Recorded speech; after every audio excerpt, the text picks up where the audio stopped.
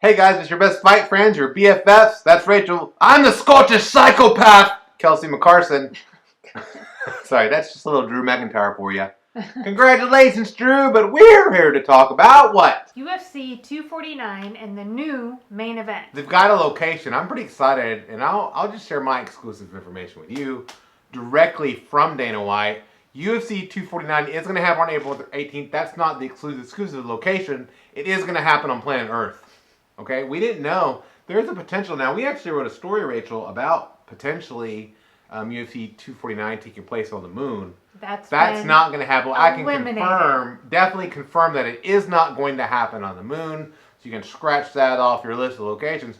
Scratch also UFC lightweight champion Khabib Nurmagomedov off the list of UFC 249 participants.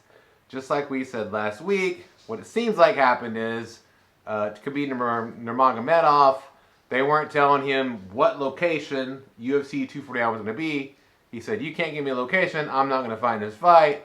UFC moved on, and you can see that in the past, looking back, because Tony Ferguson was really livid about Khabib supposedly pulling out before that information broke a few hours before. And so we're always behind in the news cycle.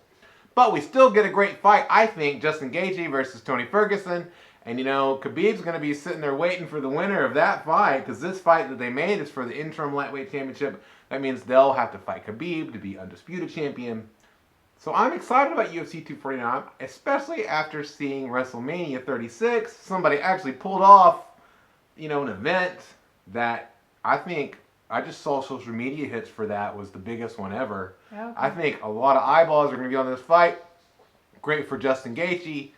Great for Tony Ferguson, great for the UFC, and then great for the winner of that fight to go in a huge mega fight against Khabib later this year. Has the UFC had any events without audience, or will this be the first one? This will be the first one, right? Because ever since this started,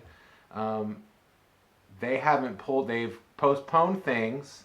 And except the UFC 249, they were like, we're going to keep this one on the schedule. Yeah. We don't really know what the card looks like yet. We have what it used to look like, and we have rumors of, hey, maybe we could get Francis Ngannou and Jared Rosenstruck on here. Maybe we could get this heavyweight fight here. My guess would be maybe Masvidal and Usman's on here. Who knows? Khabib isn't on the card due to COVID. There's likely other changes. I think there's going to be a slew of other changes. But my question is it going to make us, like, are we going to have better fights added to the card? Or are they going to be borderline fights that wouldn't even be UFC fights had this not happened? Which is also a possibility. Yeah. I'm interested to see how they pull it off. So we have watched the WWE, which continued to have its Raw and SmackDown nights, and then also WrestleMania without live audiences. And at the beginning, it was kind of like, whoa, there's not an audience here. This is weird.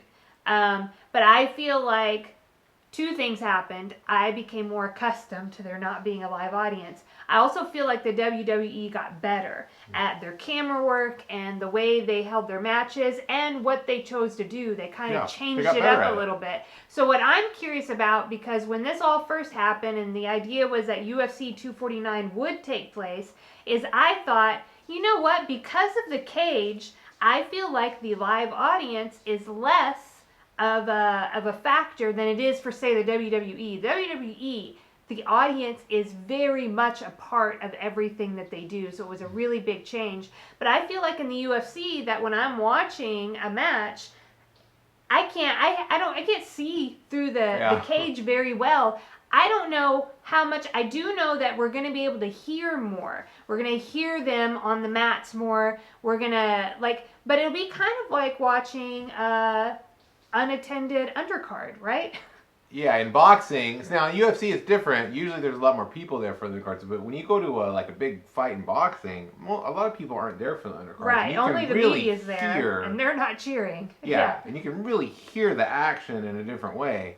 Yeah. Who knows? So I'm curious, how when UFC 249, when it does happen, because it seems for a little while I was really doubting it, but now I'm back on board. Oh, it's totally going to happen, especially after seeing WrestleMania happen, and then of course Dana White was part of that group with President Trump that got together that had all the different commissioners talking about how they're going to move forward with sports Okay. events, and it's an important thing to Dana White, I'm sure.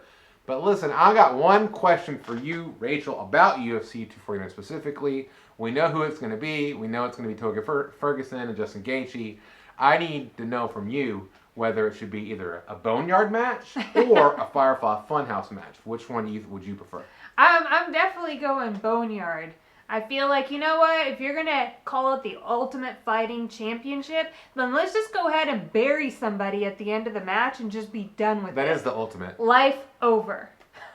You know, your life doesn't have to be over when you like, comment, and subscribe to Real Talk with Kelsey and Rachel. It doesn't have to be, but it can be. Okay. What?